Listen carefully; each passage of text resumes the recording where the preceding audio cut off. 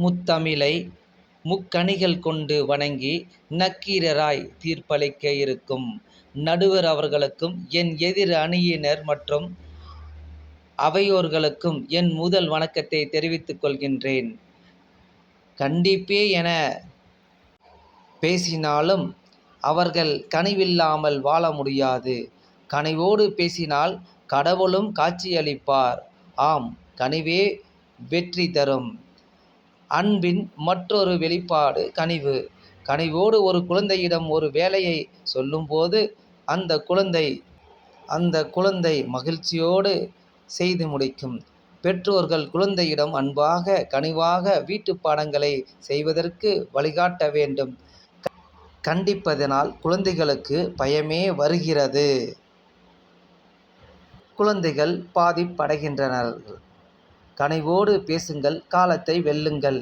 கனிவு என்பது பிறருக்கு உதவுதல், சேவை செய்தல் என நீங்கள் செலவிடும் ஒவ்வொரு நிமிடமும் உங்களுக்கு மகிழ்ச்சி தருவதுடன் ஆயுளையும் மேம்படுத்துகிறது. கனிவோடு பேசினால் கல்மனதையும் வெற்றியடையலாம். கனிவுதான் மனித வாழ்வின் அடிப்படையாக இருந்து மக்களை நல்வழிப்படுத்துகின்றது. கனிவு மட்டுமே ஒரு மாணவனை பண்புடையவனாக மாற்றுகின்றது. பொது இடங்கள், வீடு, அலுவலகம் போன்ற அனைத்து இடங்களிலும் கனிவோடு ஒரு வேலையை செய்யுங்கள். மற்றவர்களிடத்தில் கனிவோடு மட்டுமே பேசுங்கள். கற்கால கல்வி முறையில் மாணவர்களை கனிவோடு பேசி நல்வழிப்படுத்தினார்கள்.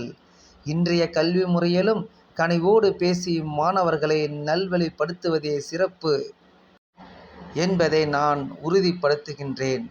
கண்டிப்பு ஒரு மாணவனை பல தவறுகளை செய்வதற்கு தூண்டுகிறது. கண்டிப்பு இருந்தால் பல குழந்தைகள் பொய் கூறுவதற்கும் வாய்ப்பு உள்ளது. புரிந்து கொள்ளுங்கள்.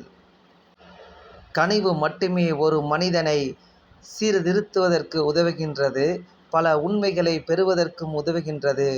ஒரு மாணவனை பண்படுத்துவதும் நல்வழிப்படுத்துவதும் கனிவு மட்டுமே என்று கூறி முத்தமிழை வணங்கி கனிவோடு விடைபெறுகின்றேன்.